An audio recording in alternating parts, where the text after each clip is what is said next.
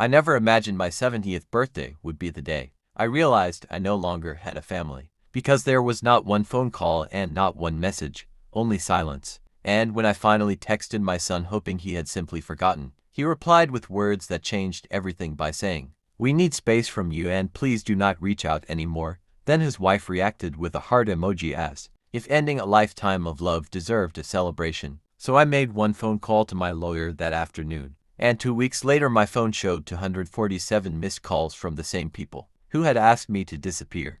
And what happened between those two moments changed our family forever. The morning of my 70th birthday started like every other birthday had for decades, because I woke up expecting nothing extravagant and only hoped my son would call. And ever since my wife passed away, he had become my only close family. So I spent the morning making coffee and looking at old family albums that reminded me of every sacrifice I had made to build a better future for him.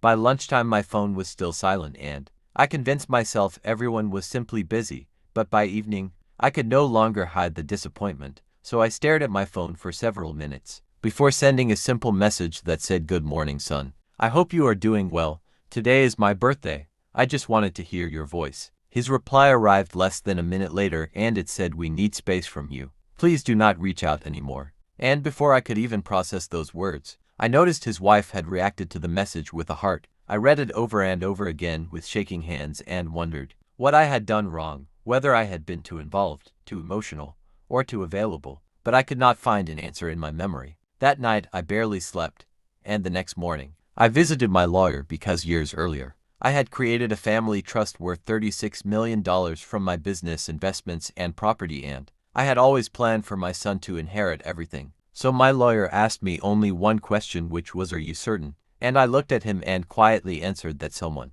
who wants me out of their life should not depend on my future. The documents were changed that same day and most of the trust was redirected toward scholarships for underprivileged students, hospitals, and charities that had supported my late wife during her illness, while a small amount remained available only if my son ever sincerely rebuilt our relationship without asking for money. For the next 2 weeks life was strangely peaceful, because I stopped checking my phone every hour and I spent time volunteering, reading books, and meeting people who appreciated my company instead of avoiding it. Then one afternoon, everything changed because my phone started ringing again and again, and by midnight there were more than 100 missed calls. By the next morning the number had reached 247, with voicemails that said, "Dad, please answer, there has been a misunderstanding. We need to talk, please call us back." I later learned that someone close to the family had mentioned the trust had been updated. Suddenly the people who wanted space from me desperately wanted my attention again.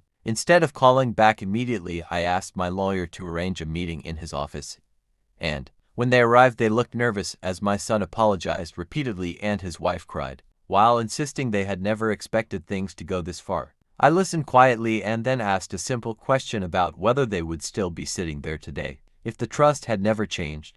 And neither of them answered, and that silence gave me the answer I needed. I explained that money can replace many things in life, but it can never replace respect, trust, or love, and I told them the greatest gift a parent hopes for is not gratitude, but simply knowing their child still wants them in their life. They left that office understanding that something far more valuable than money had already been lost. Months later my son returned alone with no discussions about inheritance, no requests, and no excuses.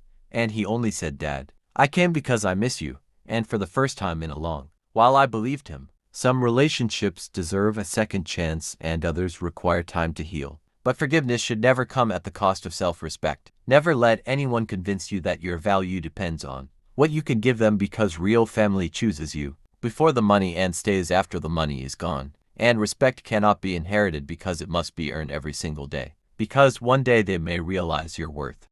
But by then the only thing left to call may be your memory, or an even stronger version. The saddest apology is the one that comes after the last chance is already gone, or the highest emotional impact. Never wait until someone is gone to give them the love they begged for while they were still alive. So if this story touched your heart, please subscribe, share this video with someone who needs to hear it, and leave your thoughts in the comments below.